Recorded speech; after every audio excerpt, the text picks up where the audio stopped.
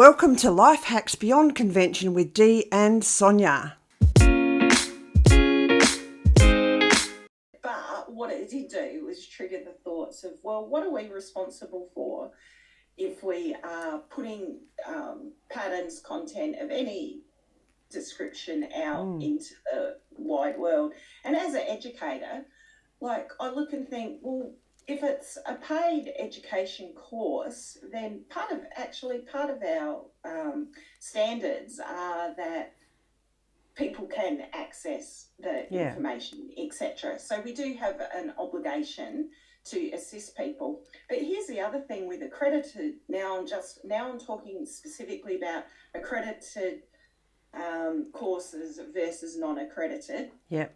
So once you start looking at accredited courses, it's very unfortunate, but sometimes if you do have a disability of some description, you actually can't get that qualification because you can't do whatever it is. Like, so for example, if I wanted to be a plumber, and one of the criteria in my course is that I've got to be able to get up on a roof and do guttering or something like that. The reality is that I'm not physically able to do that. Yes. So therefore, I'm not going to be able to become a plumber. Yes. And I'm not going to be able to get the qualifications for that course. And that's just the reality that we have to live with.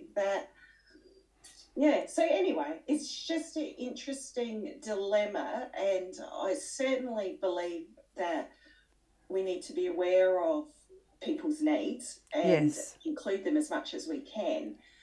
But this controversy over a free crochet pattern just made me wonder what the world's coming to, I must admit. Yeah. I think that they've always been out there, but now we have social media. They stand out a lot more. But also, I think that people have the courage, I don't know that it's the right word, have the guts to be rude and nasty to people because initially you can't see their face and they don't have to face you. And so it's like, okay, you got that out of your system. That's fine. I couldn't believe it. I'm looking at it, I'm thinking, really?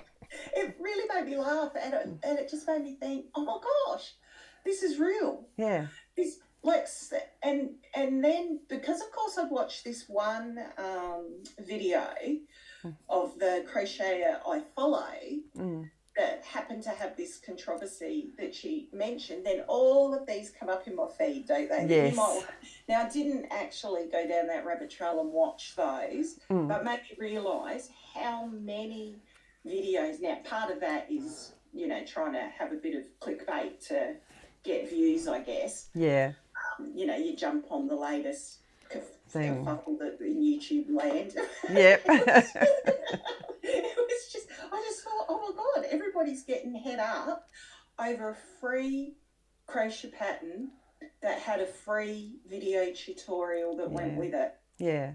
And it's not, you said everyone's getting head up, but the reality it isn't. They're just a tiny group that are making a heck of a lot more noise. The interesting thing is... That's it, yes. Everyone is a bit hyperbolic. Yeah. But the interesting thing is it works for the video most of the time because... Well, you get the clicks. Yeah. So, and that was what I decided. I thought the person that started this controversy, there's no way I'm clicking on that video or watching it. It's just like... I wouldn't be giving them the views. That's right. Yes. Yeah. So they've shot themselves in the foot and fed the other one.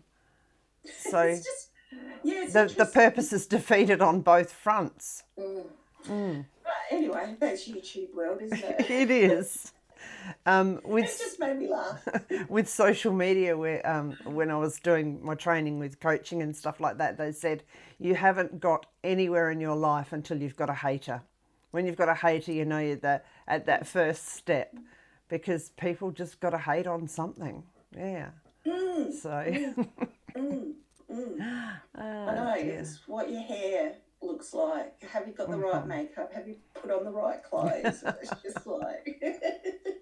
Oh, dear. And I hate all that stuff. I don't know why. I just, Hit the subscribe button below if you want to follow Life Hacks Beyond Convention.